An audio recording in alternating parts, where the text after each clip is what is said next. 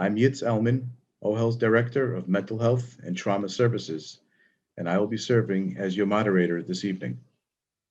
Welcome to our Zoom webinar entitled Witnessing Hate and Violence, Helping Our Children Cope in Increasingly Scary Times. Ohel has been offering these Zoom webinars since the pandemic began. They've just been part of a small way that we've transitioned our services during a very traumatic time. It has always been Ohel's mission to care for the emotional and developmental and mental health needs of our community.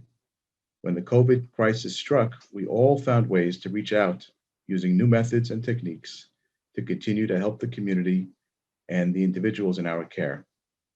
We made sure, even at the height of the crisis, that we continued our in-person services to the people that we serve, people in our residences, people in our clinics, and throughout the community.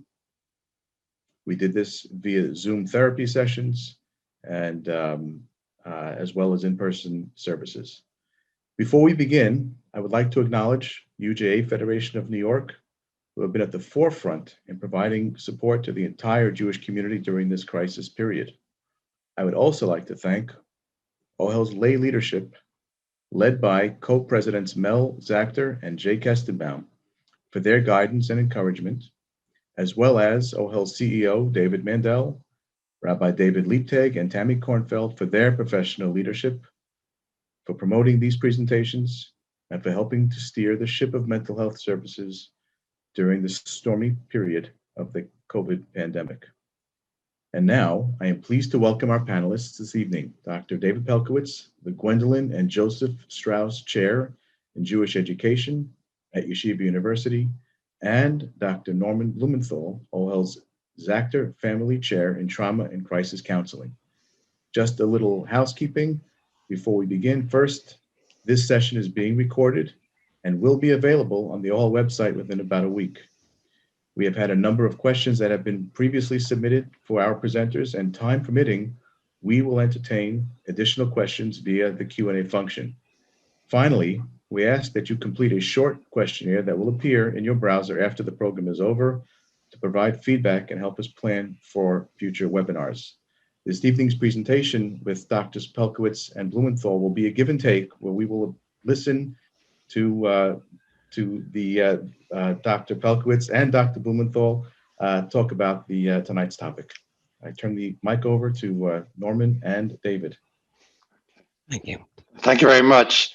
I'll just, I often reference the rabbi of the community I grew up in, who used to begin his sermon with, "Before I speak, I want to say something." So I also want to say something before, we're not going to speak before we have this dialogue, but first of all, it's a great honor for me to share the podium with Dr. Pelcovitz, who, as I get older and more senior, there are fewer and fewer icons that I have, and so certainly Dr. Pelcovitz is one of them, and I'm grateful to have this opportunity. I think it's going to be really very exciting and interesting. I'm also sorry, it's with a heavy heart that we're covering this topic today. It's a painful one. I think it's a painful one for all of us, for society at large. We hope it's a passing phase that will end very soon.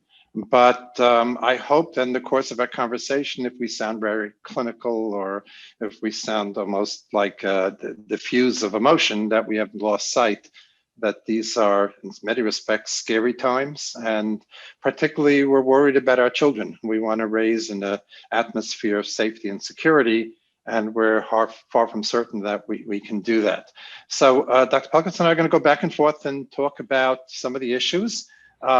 We can't necessarily conceive of every situation, and we really welcome everybody. We'll take maybe about half the time talking, and then we welcome everybody, please, via the Q&A to submit questions, maybe even ideas and suggestions that some of you may have thought of to help our children, help ourselves and our children process the scourge of hatred and violence. And we'll hopefully be able to then just address general issues and the specific issues that people have on their minds. So let me start by asking Dr. Pelcovitz to begin with maybe what you may consider an important beginning as we discuss this. Yeah, thank you. For those of you who don't know, Dr. Blumenthal and I have been, first of all, we We spend virtually every Friday morning together, co-teaching a sequence of classes at the Yeshiva University's Pastoral Psychology program. And it's been a pleasure. And he's clearly much funnier than I am. So that's been. You're more good looking. Yeah, that's it. That's it. Yeah. I have slightly more hair, possibly. I don't know. Although that's actually not true. Anyway, so yeah, I'll just start with just there's so many strong emotions that are triggered by this. For the first time, really in my life, having grown up in this area, having grown up in Far Rockaway and then later on going a little north to Great Neck, I find myself self-conscious about wearing my yarmulke on the street, and have been, at times tempted to put on a cap, which I've never really done. But it's those kind of times because it's foolish not to, given the fact that there are certain neighborhoods where there can be attacks there. And then, as Norman is saying, what I'm so really concerned about is how do we process this with our children?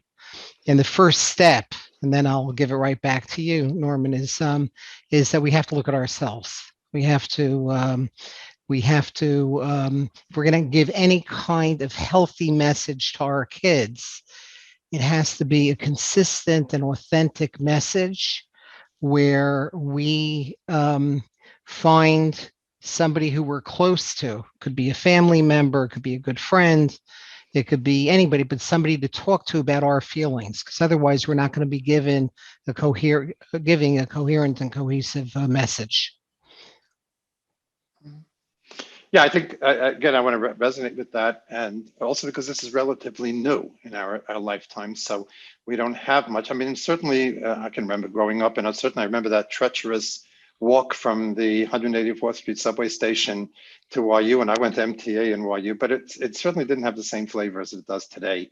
And as something more political and organized. And so we don't really have much reference point for dealing with. It's interesting what Dr. Pelcovitz said is that, and Dr. Pelcovitz knows well, better than I do, there's a body of research that suggests that there's something healthy when parents disagree, that children don't have to hear both parents always saying the same thing, that witnessing parents disagree, but with respect and dignity, even with humor, is healthy, so children know that people sometimes disagree. But when it comes to something that's potentially destabilizing and frightening, then it's, although I just noticed I froze. Hold on, I'm sorry.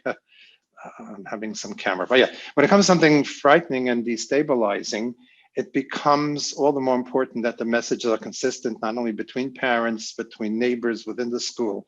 So it becomes important that we have a coordinated message to our children. And the other thing I think that becomes very important, which will be more evident if we follow Dr. Pelcovitz's instructions and take care of ourselves first, organize our own thinking, that we, here we go again, okay, that we organize our own thinking, that we become cognizant of not only what we say, but our body language, our voice tone, because scared children are scanning us. And sometimes, especially the younger ones, are listening more acutely to how we say our messages than specifically what we say. So we need to organize our own thoughts, our own feelings, package them, it doesn't mean we can't be scared ourselves, but have some mastery and control over it, and then impart it in a way that gives over a sense of vigilance and awareness, and at the same time, not any kind of panic. Any further thing?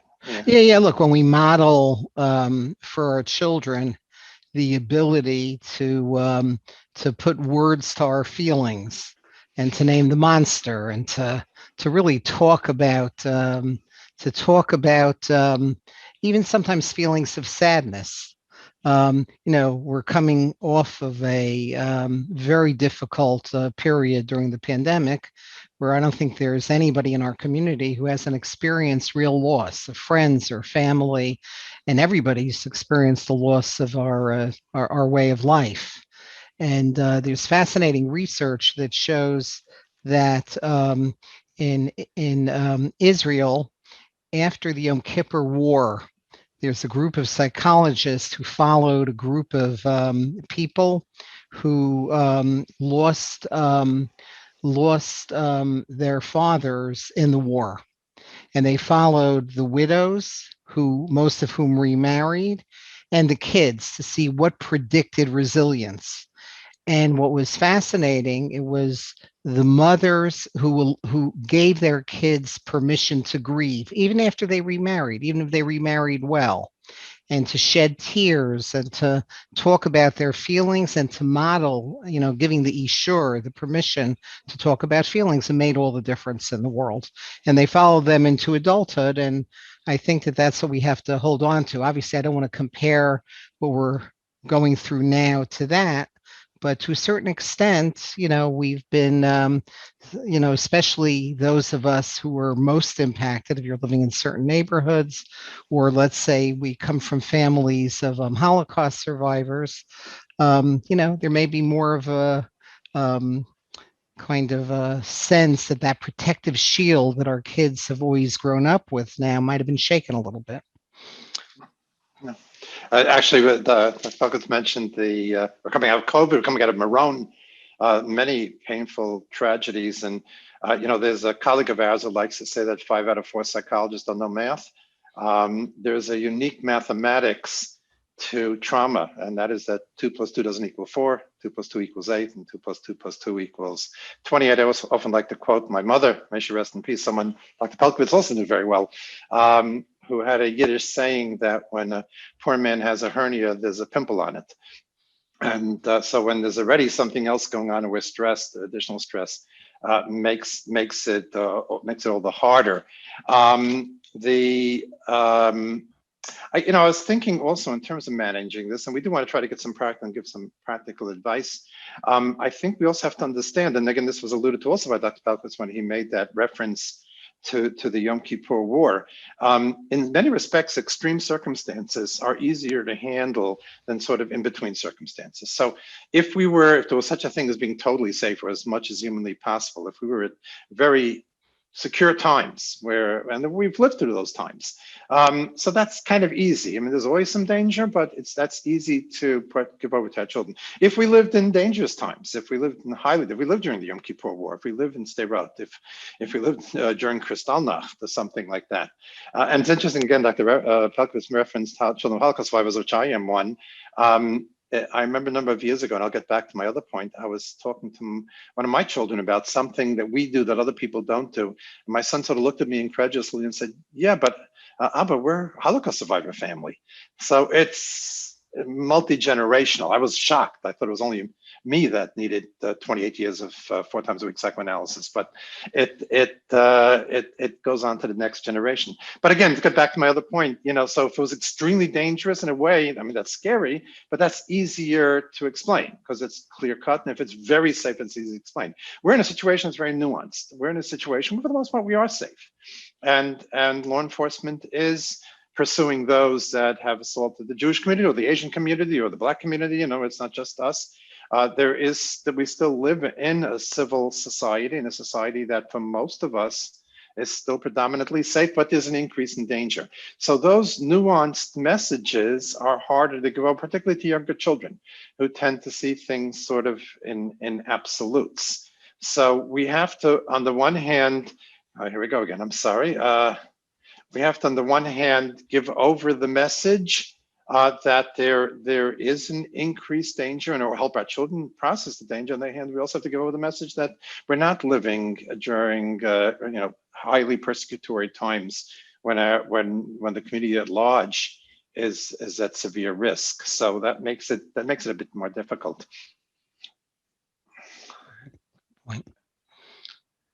Yeah, and again, I think along these lines, we have to give a message to our children proportional to the danger. So there might be, some of you may be in places in certain neighborhoods where there really is ongoing attacks with injuries, depending on where you are. And many of you may not really, I imagine if you're on this on this call, that it's because you you wanted to know how to talk to your kids about this, and something that we will be getting to some very specific recommendations. But it's going to be very different if you're living in an area of Borough Park where there's many attacks, or if you're in a different part of the country where there have been some real injuries, and certainly if you're in Israel, where it's a whole other kind of story. And we just we need to tailor our discussions with kids based on it. We have to keep in mind that even if it seems mild, our kids need for us to give them the words to be able to talk about this, because it's part of all of our identities. Is what does it mean to be a Jew? What does it mean to be living on the narrow bridge that we've all always been living on, but now we have a more heightened sensitivity to that. Let me just add, by the way, when you talk about distance, but distance isn't the same nowadays as it used to be with social media. Right. And particularly with our teens, everything comes into the house. So I think another important aspect of helping our children cope is going to be another teachable moment, especially, I guess, more with our teenagers, but maybe even some of the elementary school age children, how to understand and process what they're seeing on social media. And I understand that some of the stuff and material on social media has been hair raising, but also even if it's news reporting in terms of attacks, that seeing it over and over again in very graphic imagery can exacerbate the fear. So this is going to be with us. We're not getting rid of social media. So it's another opportunity to teach our children how to access responsible sites and how to keep a proportionate response to a medium that may weigh towards more sensationalism, et cetera. Also, I'm going to add along the lines of what Pelcovitz mentioned, and I think we're going to get into a little bit more discussion of pragmatically what to do, which is it's not just physical assaults. A child where someone shouts something at them, something threatening, some curse, some expression of their disdain for them because of their religious affiliation or ethnicity, that's traumatic. Or to have something thrown at you, or to be spit on, or as I said, just turning on social media and hearing justifications for what Hitler did or something like that, that in and of itself can be traumatic, even if your physical body, even if you haven't been physically assaulted. It's an assault on your sense of security and safety. And it's an awful feeling to be so hated. I remember someone once describing to me that they attended a trial of a terrorist in Israel. And the man had no regret. There was an Arab terrorist who had killed someone, and he had no regret. And he was sneering, and he was talking about how he'd love to do it again. And he said, just being so close to such evil and hatred had what traumatized him. He had nightmares about it, even though he was totally safe. And he knew about it, but just to be in such close proximity to such hatred. So we need to keep in mind that if your child is cursed at or threatened, or sees something even on social media, they're traumatized and they need our assistance. The part of the brain that lights up when we're verbally assaulted, when they do fMRIs, looking at what happens to the brain when people go after us with verbal attacks. And it turns out that even though our mothers were almost always right, with the sticks and stones will break my bones, but names will never hurt me. Not with this. With this, it's exactly the same part of the brain that lights up if there's a physical assault. And in some ways, the long-term psychological damage is the least as severe, or at least short-term. It's not something the kids can't get past. We have to take it seriously. I just had a flashback to being a little kid in Far Rockaway many, many years ago, where I grew up, and being pretty viciously attacked by when I was about 6, walking around in town, maybe a little older, 7 or 8, by a kid who was clearly anti-Semitic. It's the first time I personally experienced anti-Semitism, and I could still feel that feeling of that clench in my gut, even though it's all these years later. So, I told my parents about it, and they responded appropriately. And, so this is, you give words to it, and that's why we're about to give you some very specific kinds of recommendations. Yeah. So maybe we could talk a little bit about different ages and different types of children. Mm-hmm. I think as I mentioned earlier, and again, Dr. Pelcovitz may elaborate on that. Younger children, elementary school age children, tend to think about things in a more sort of polarized kind of way.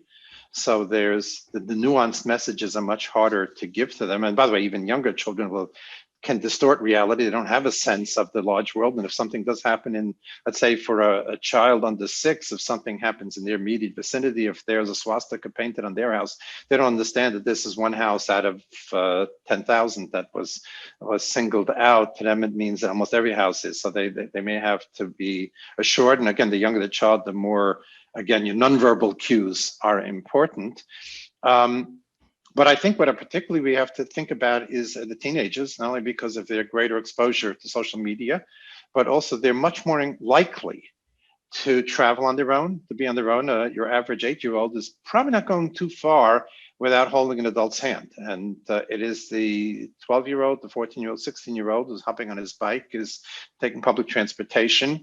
And especially if they're very obviously Jewish, or if they're very obviously any other ethnic group that's being singled out for persecution, that they may need instruction in terms of safety, instruction in terms of heightened vigilance, or at the same time not panicking and not worrying about that the danger lurks around every single corner.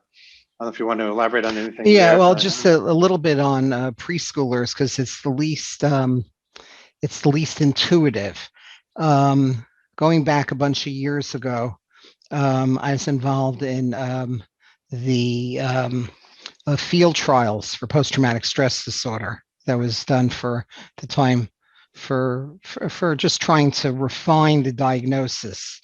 I was on a team with some colleagues on that, and one of the questions that was asked was looking in 5 different parts of the country, when's the worst time in life to be traumatized? And we were looking at it over time in these 5 different parts of the United States. And we were kind of shocked that in terms of long-term outcomes, it was preschool, ages 3, 4, 5, and 6. That was the worst time. Those were the kids, because we all know, any of us who have preschoolers at home or grandchildren who are preschoolers, they get it wrong. They tend to blame themselves. They tend to misunderstand. They tend to, many people think, well, we don't have to worry about them. I'm not saying you have to worry about them, but you have to reach out to them. You have to reach out to them. You have to talk to them. You have to, to be understood first, understand, ask them what their understanding is of what's going on. And you might be surprised to find out that they know more than you think, because they've been hearing about it. They overhear older siblings, and may overhear what's going on your TV or on the radio or in the local paper. And it's important to just make sure to reach out to them and to reassure them and to correct the misconceptions that this age group is particularly prone to. Maybe I could pick up on something that Dr. Pelcovitz said also. It's important to understand that children today are different than children had been in the past because of the internet and technology.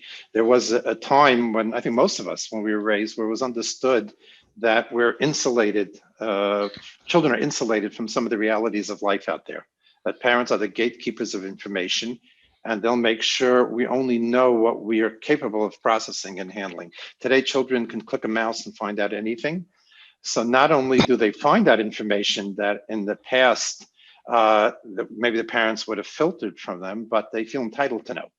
So you're going to have 5-year-olds, wanting to know when they hear something, they're going to want to be better informed, or they're going to feel entitled to know. And again, along the lines of what Dr. Pelcovitz said, it's important to understand it, and therefore we have to our fellow adults, we're working with people on the same level of understanding, so it's easier to communicate it. But when we're talking to children, we have to speak at their level. Or for that matter, if you're teachers, I know that I understand that some questions came in from teachers. If you're processing it in 3rd grade, processing very different than in 11th grade. The other thing I think that's important is the type of child. And I think that's something else for us to discuss for a moment, because you need to tailor sometimes the message, not that you give different messages to different children, but the emphases and the tone. of what you give over may have some bearing on the kind of child you're dealing with. A child, first of all, any child who's been previously traumatized, if a child has been, like as Dr. Pelcovitz described, been a victim of physical violence in the past, this is going to be a trigger, and this is going to bring it back. Or it could be any other kind of trauma. It could be child survived a residential fire, or has a relative who may have, again, we referenced earlier Holocaust survivors and the children, grandchildren, great-grandchildren. But there is that very strong reference point in their family background. The anxious children may need more reassurance that the danger isn't as great as they may make it. Interestingly enough, gifted children, very bright children, who are going to delve into material in a very deep way, are sometimes more prone to anxiety, and therefore it's important that they, that they also may have more reassurance of safety than danger. On the other hand, the other extreme, you have some of the dysregulated kids, the ADHD kids, or the daredevils, the kids who don't like to be made anxious, the ones who there's no roller coaster crazy or fast enough to go on, or no tree high enough for them not to climb. And these are kids who may feel empowered. They may think, I can fight back, and I'm gonna go walk around in Arab neighborhoods with an Israeli flag or something like that, because they may need to be made more scared for their own safety. So it needs to be tailored specific. And sometimes you can have 4 children with 4 different types of dispositions, and you have to tailor it to each child. Anything you want to add to that? That's No, that's perfect. I maybe we should get into some guiding questions in terms of getting to specifics, if we're ready for that a little bit, because we're hitting the half-hour mark, I think. Right. Okay. So some guiding questions are, when you're sitting with the kid, the first thing you want to know when you're talking to your child is, remember the guideline of to be understood, first understand. So you want to ask your child of whatever age, what does your child already know? We ask them, we've been reading about and hearing a lot about demonstrations and what's going on since Meron and since the war in Israel. You just ask them for their perspective. You don't start by lecturing. You start by listening. The Hebrew word ozen and the Hebrew word maznayim, which means the scale, is tied to the idea that listening to somebody is something that's very balancing and helps them feel understood. And when you're a good listener, it really can be more than half of what your child needs in terms of feeling understood.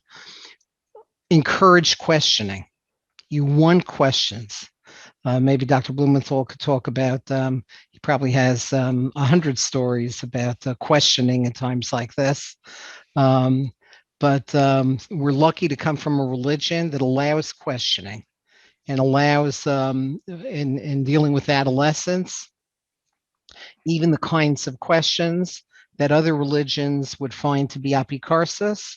When we have a religion that, as the Kutzker says, I can never believe in a God that I could understand, and there's that whole point.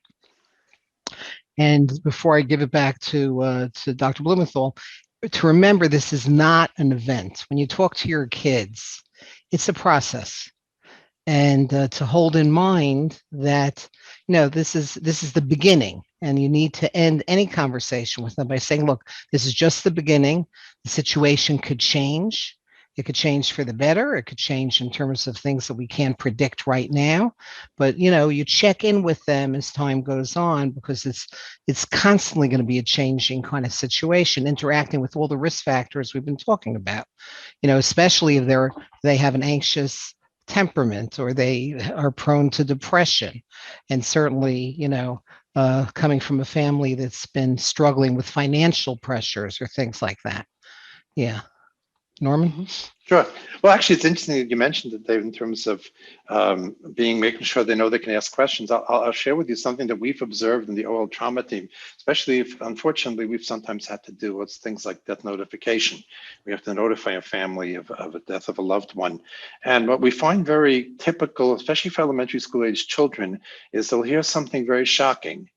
And then they'll say, can I go to my room and play? And they'll say, okay. And they'll go back to their video game or something like that. And say, first time that happened, a few times that happened, I was a little taken aback. But what children are very adept at doing is hearing something very shocking and scary, parking it, and then allowing it to seep back in bite-sized portions that they can handle. So usually they'll come back later with questions. By the way, one more thing I believe is true, although I'm not sure if there's been research on it, is that when they come back with the questions, they pick the single most inconvenient time imaginable to ask the most loaded questions. They just have a sixth sense, you're swamped with work and you have a deadline and you got to get it done, and that's when they come and ask you where babies come from. But this would be very typical for kids this age. And again, as Dr. Pelcovitz referenced, which certainly going to be a question in any religious community, is the why bad things happen to good people, the theological components. You're going to get that much more with teens, obviously, than you're going to get with elementary school age children. Elementary school age children aren't busy trying to figure God out. What God looks like, whatever happens to be the religious figure in their community, and you do what he says. But it's the teenager who's going to question the justice, or the teenager who may be much more enraged if he feels that the way, let's say, the media or social media is presenting the situation is imbalanced. They're gonna feel that much more profoundly. I want to bring one or two more points. I do want to. I think we have to stop soon and let the Q&A take place. But one of the things we learned in the trauma team during the COVID crisis was to shift our emphasis. Just to give an example, and then I'll explain how it happens here. Before last year, March or April, when there was a death of a young parent, our major theme in terms of, let's say, classmates of the child who's been orphaned was, this is rare. We live in very blessed times. We have great health care. We take care of ourselves. We're protected by the government. These are rare occurrences. And just to make sure that they're not worried about rampant death, etc. Especially last year, March and April, when there were so many people dying from the COVID crisis, we actually shifted our emphasis away from saying it's rare, because it wasn't rare, and we were focusing much more on what we're doing. We're washing our hands, we're wearing masks, we're putting up partitions, we're doing social distancing, we're quarantining. The pharmaceutical companies are rapidly trying to develop a vaccine. We focused on the action, and I think that when there is such a dramatic upsurge in attacks and racial hatred and etc., religious hatred, we may have to rely on that as well when we talk to our children. Just that we can't dismiss it. They know it's now taken on. Maybe it's subsiding somewhat, and I hope that's the case. But it looked like it was taking on epidemic proportion. And when we're in situations like that, we have to focus much more with our children about what we're doing for safety. We have a security guard, where law enforcement is tracking down these people. We're reaching out to other communities where there's legislation. We're talking to our politicians, and there was a flurry of activity. So sometimes the way to reduce some of the concern and anxiety is to focus now more on the activity of what we're doing than any kind of then saying that it's rare or focusing on outcome. Unless, David, you want to add anything, or should we ask for the Q&A? Oh no, it's Rabbi Liebtag on a. Who's let's Go ahead. This is Yitz. I'm gonna just share with you. So one of the questions that came in, and you spoke to a number of these points. Question came in from a mother who also happens to be a middle school teacher, and so she was asking about if you can give some suggestions as to how to help children to process, when they hear slogans shouted out, or people, shouting out anti whatever they are, right? And she specifically, though, asked that you dealt with some of that, but what she specifically asked for was, she indicates that young ladies, right, teenage girls in particular, like to feed off of each other's hysteria. I'm quoting the question. And her question was, how can we validate their fears and get them to tone down that hysteria chain reaction? Wow, that's such an excellent question. Mm-hmm. Yeah. That's it takes a professional who lives with this all the time to ask it. So before I hand it over to Norman, if I could just bounce off it for a minute. Yeah, that's very, very likely to happen. And I think the answer to hysteria is calm, honest discussion where we help the girls understand, exactly what Norman was just talking about.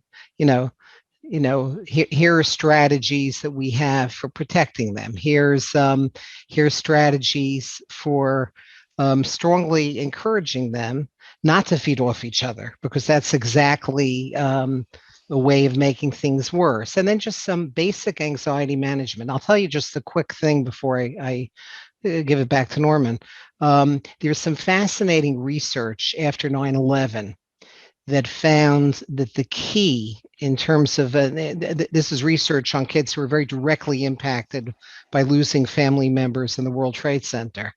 And they found that when parents help their children avoid avoidance by not overprotecting them, by gently encouraging them to face their fears, and to gently encourage them to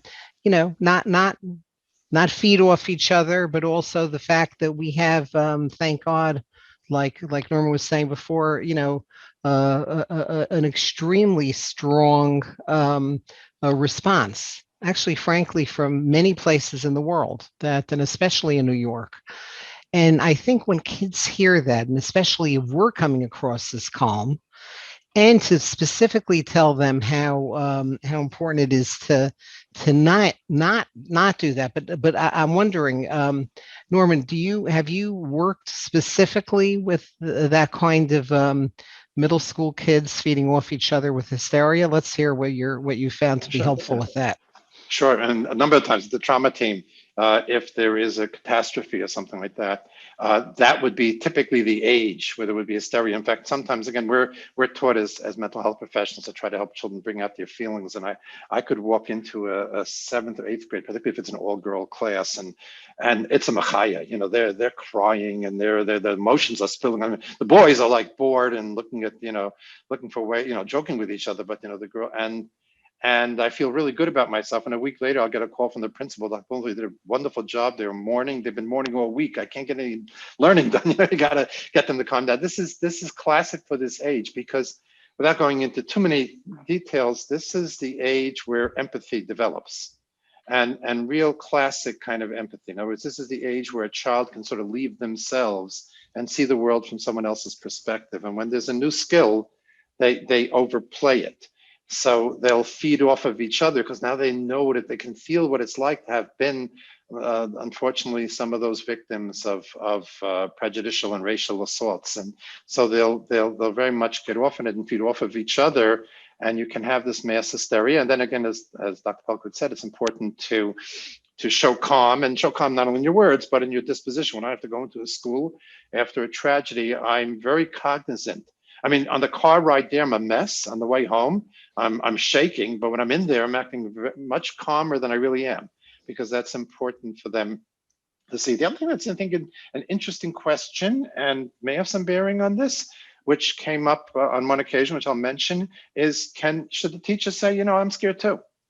Is it okay to, now I'm not sure I would do that with younger children. Younger children need the teacher to be more sort of unrealistically powerful and resilient. But for teens who can understand nuances, the teacher say, yeah, it was scary to me too to hear this, and it was scary for me to read it as well. But this is what I did with my fear. In other words, I didn't just wallow in my fear. This is what I did with it. What I'm reminded of was probably the most common question after the terrible tragedy of the Sassoon fire. I think it's about 6 years ago now, where 6 out of 7 children perished in the fire. And the most common question we got asked was, can I cry in front of my children? Can I cry in front of my students when I talk about this?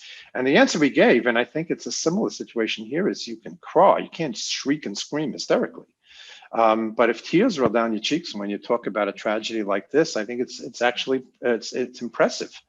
If we reference the Bible in Genesis and Bereshit, the patriarchs and matriarchs, the Obos and Mos, they had every emotion under the sun, and they were not cowardly or frightened people. So I think the same thing is true here as well for the teenagers, to say, validate for them. Yes, this is scary. And I was scared too. And therefore, this is what I did. Yeah. And this is how I handled it. Two Go ahead, quick points in this Yeah. is what we often tell our students is that if you shed some tears today because of allergies, today was a day that triggered a lot of allergies, and you put those tears under a microscope, it would be salt and water. But if you also take tears and that are shed because of emotion, sadness, or whatever, you put those under a microscope, they'll have in a cortisol. You're literally releasing stress hormones, and there's something very, very therapeutic about that. So I think that's just an important thing. And the other thing is just developmentally, adolescents often connect with us best when we're honest about our own imperfections. We've done some research even on spiritual connections for adolescents. They connect much better to mentors and to teachers who are honest with them about some of our own reactions. And there's no better way to model for them a healthy emotional response in the face of the uncertainty we've all been living with. That's why I'm not correcting all of my imperfections, because I want to be more connected. Yeah, I've become an expert on the same thing, actually. So, right. Is anything else, or should we talk about this some more? Yeah. So there's a question that came up that's actually connected to what we're discussing now in terms of the kids and one feeding off of the other. But the question was specific to social media. When kids have friends becoming increasingly vocal on social media about current events and weaving different events together, and then things kind of blowing up into much more than what they really are. Yeah, if I could just bounce off that for a minute and then give it back to Norman. I think that it's a real responsibility of parents to try to teach our children that part of being a Jew is learning how to live in the grays. Okay, the Torah was given in the Arafel, was given in the mist. And the truth lies in the mist. We have a religion that I believe, and I believe this is healthier psychologically, that allows for different viewpoints, that tries to teach that the midah of being open to other people's perspectives. And if our children are going on to social media attacking one another, or even attacking our enemies, we have to figure out a way to guide them. First of all, for a variety of reasons. But and I'm not talking about anything political here. I'm just talking about what I love about our religion is that it's a religion that that tries to encourage living in the mist. There's no 3 pages of the Talmud that go on, or no 6 pages of the Talmud that go on without our rabbis telling us, well, that's a good question. Or Tiyufta, you know what, you've disproved me. Or Teku, we'll get the answer when the Mashiach comes. And I think that's an important take-home message for our kids. Also, social media is here to stay. It's the reality of the world. And our job is not to get rid of it or just hand our children helter-skelter over to it. Our job as parents is to teach children how to have clean mastery over it. We rule the social media, and the social media doesn't rule us. And if it gets out of hand, or if you get on a site that is inflammatory and distortive, you get off. And there's a time limit, and there's a time to respond and not respond, and also to understand the kind of disproportionate weighing that takes place there. So they're on it, and let them be on, but we have to teach them how to use it responsibly, because as I said, it's here to stay. Anything else? Yeah, I just want to. I just say one? I just want to read something because I've forgotten about this and it came up, but I just think it's so beautiful. Okay, on this topic, it comes from Rav Kook. Okay, great rabbi going back a few generations, and he talks about how do we respond to the cynicism that the world is so filled with. And he says, truly righteous people, Einem kovlim al harisha. They don't complain about evil. Ella mosifin tzedek. They add righteousness. Einam kovlim al hakfira. They don't complain about kfira, about people Heresy. who are rejecting heresy, rejecting everything we believe in. Ella mosifin emuna. Their response is to work on what we have control over. We could bring greater faith in the world. And finally, Einam kovlim al habaros. They don't complain about foolishness. Ela mosifim chachma. What's in our control is to try to add wisdom. And I think that those words, going back, quite some time, is a little bit what I think we need to convey to our kids and ourselves. Okay. It's anything else, or? I see a question came in from the Q&A here, so let me just maybe. Yeah, just a second here. So there's a question here, but the question is as follows. It's an interesting question. I'm not sure that we'll be able to cover it tonight. I'll read it to you. It says, are we presuming that parents and adults are able to manage these anxieties? Firstly, how can we adults and parents manage our anxieties around this hate or anti-Semitism? And the question really was, can we have another program on helping people learn to manage these feelings and so on, which actually is somewhat connected to an event we're running next week in terms of camp and the summer and helping our children to, go to camp in a healthy way, even with all the COVID concerns and everything else that we've all, been dealing with for the last year and change. So if you want to try to weave an answer to this question related to tonight's topic, that would be helpful. Sure. Well, I'll address it, and then I'll address it. First of all, it's okay to be scared. It's okay to be weak or feel vulnerable. If you want to learn how to be resilient, a part of learning how to be resilient is to feel vulnerable first. And then from the fear, the reason why fear is a toxic or unpleasant experience is to mobilize us to exercise safety and manage the fear. So for those adults who are scared and are anxious, good. It's the fear and the anxiety then. But as I said before, being afraid is okay. It's what you do with it. And how do you manage and how do you grow from it, and what precautionary measures you take, or the perspectives that you take that allows you to manage it. The other thing is also, don't be afraid to reach out to other people. We do have, everybody, especially, maybe it's more of a male thing, I don't know, but to feel that we're tough and we're not scared, and that's an ideal. It's okay to be vulnerable, and it's okay to reach out to, if before you reach to your children, is to call other people, to call friends, associates, people whose opinions you respect, or people you feel may be in the same boat, and process it together. Call a clerical figure, call a rabbi, or for that matter, even let's have a commercial, a mental health professional.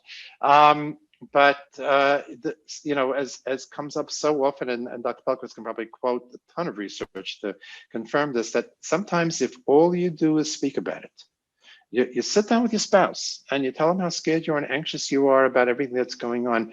Once you've spoken about it, it changes, and Dr. Pelcovitz can describe that probably anatomically, it changes to something that's assaulting you, something that you have ownership over. So process it. Don't be scared to be vulnerable. I think that would be the message I would give. Take over, Dr. Oh yeah. Look, we could stay here all night on this topic. It's the challenge of our generation, because there's been a tremendous increase in anxiety, now exacerbated by everything that's going on in the world. Bottom line is, it's a combination of exactly like you're saying, avoiding avoidance, facing it, being able to talk about it, but also to some of the meaning making part of it. If you think about, there are two ways to respond to anxiety. One is to see yourself as the log floating on the river at the mercy of the current, where you're just sort of in a passive kind of place, or as Rabbi Soloveitchik would say, a go roll kind of place. You're random. You're kind of it's totally out of your control. Or what research, especially by the president of Yale, who's the psychologist, another Soloveitchik, his name is Solove, short for Soloveitchik, what he's shown is that when you could see the growth-inducing properties of the challenges and latch onto that, it makes all the difference in the world. And there's those beautiful words that we're told in Medrash Tehillim, in this in the rabbinic literature. Ilu nafalti lo kamti. If I never fell down, I never would have gotten up. Ilu yashavti bachoshech lo haya orli. If I never sat in the darkness, I never would have appreciated the light.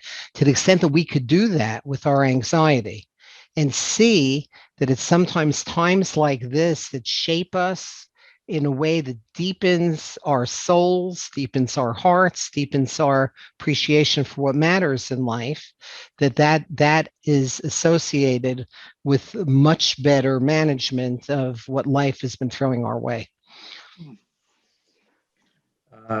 Thank you. Dr. Pelcovitz, there are actually two comments or two questions. One person asked if you would be able to provide the source for the quote from Rav Kook.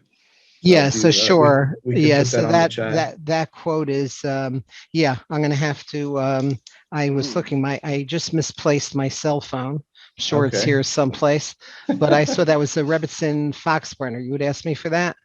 So Yes. I'll try to find that and get that to you. Okay. It's Olas Re'iyah, which is one of his famous works.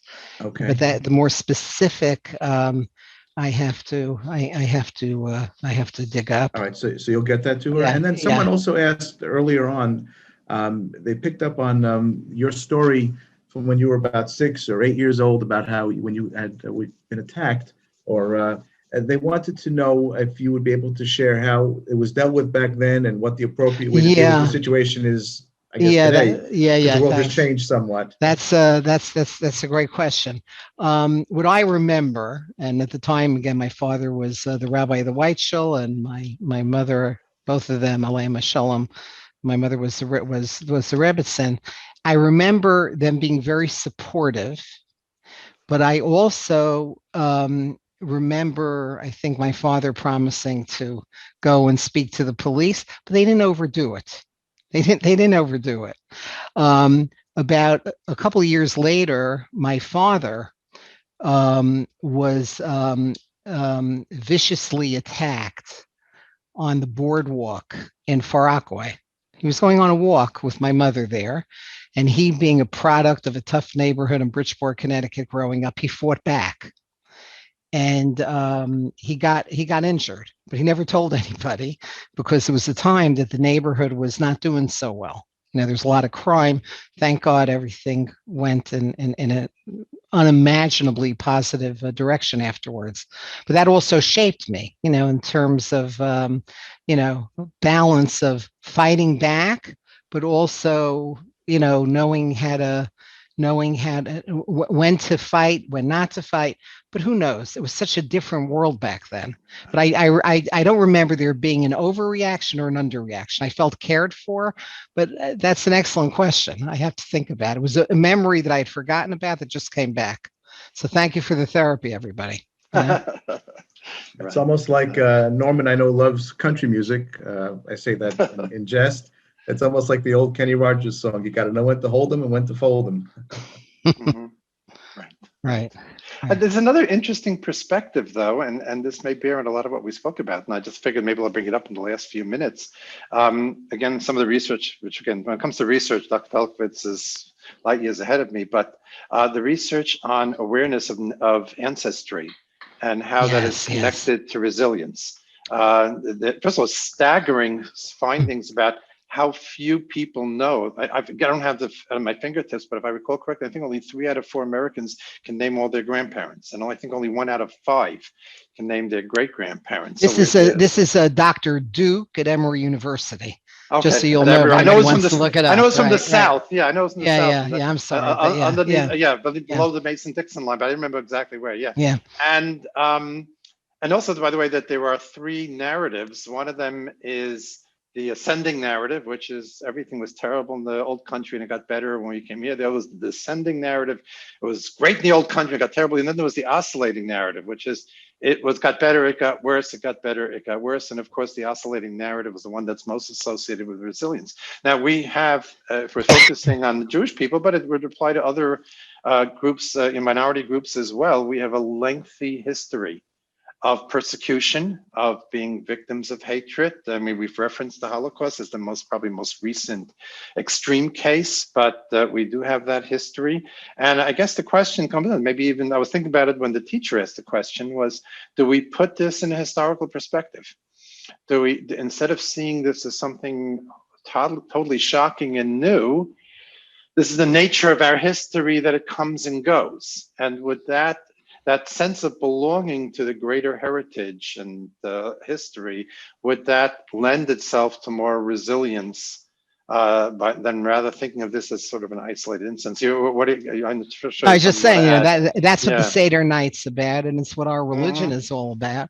And my understanding of that line of research is that people who were able to do that, to have a real strong sense of knowing, what our family's values, what our religion's values are, it is highly predictive of resilience in tough times like this. So that's a very practical kind of thing. And look, there isn't anybody here who can't, help our children relate to this, even though we've been so blessed in so many ways. We've all had certain experiences, and I think if our kids could see that kind of meaning and purpose, you're not just sort of like randomly at the mercy of these forces of hate. If we could answer it with forces of connection, I always tell people about the study, and then it's all yours for the last few minutes.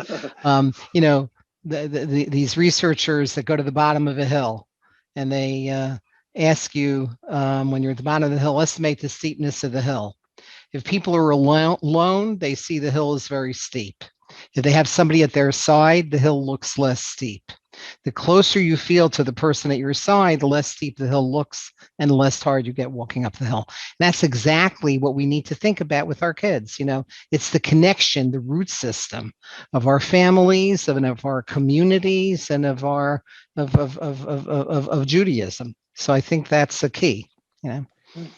It's 9:29, so I'd just like to ask Dr. Sorry. Pelcovitz. That's okay. Yeah. We can go on for hours. Dr. Pelcovitz and Dr. Blumenthal, for any closing statements or comments before we wrap up and call it a night. So I just gave mine. You did, actually. And as you were speaking, I was thinking, I wish I could have gotten in there before you started closing up. We'll turn it over to Norman. So I'm actually reminded, as I was listening to Dr. Pelcovitz, I was reminded of a story that, again, if we're going to go to history, I'm going to story that my mother told. My mother, again, was a Holocaust survivor, 5-7 concentration camps, and actually became a psychologist later on, was Dr. Pelcovitz's first supervisor. My first supervisor, and she was my first and best supervisor. That wisdom was amazing. Right. It's good that you supervise, not your mother, but she told one story towards the end of the war. She was on the death marches, and she was in Hamburg, which was a port city. So as a port city, it was bombed a lot by the Allies. And what she and the other inmates of the concentration camp did was the next day would come and clean up the rubble. That was their job.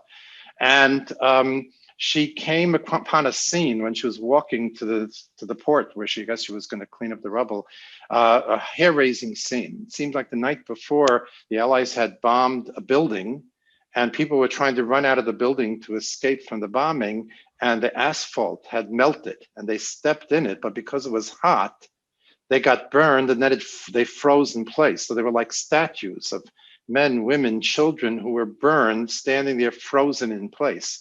And she said she saw this and she felt terribly sorry for them, like her heart bled for them. And then she got confused. She said, wait a minute, these are the Nazis. These are the people who have killed off my family. These are people who have stolen my childhood. How can I feel sorry for them? And then she said she got a sudden rush, a sudden high, but she realized that even though the Nazis have taken away her family, destroyed her childhood, and tortured and starved her for all the years, she didn't lose her capacity to have compassion. she Wow. could still feel sorry for someone. And that was like a very exciting moment for her. And I guess we have to think about that along the lines like Pelcovitz was talking about. And even I was reminded of that with the Rav Kook, that as we go through this time of hatred and we go through this time of persecution and painful time, we have to preserve our sense of caring, a sense of compassion, and preserve that as well as we take necessary precautions to feel safe and protected.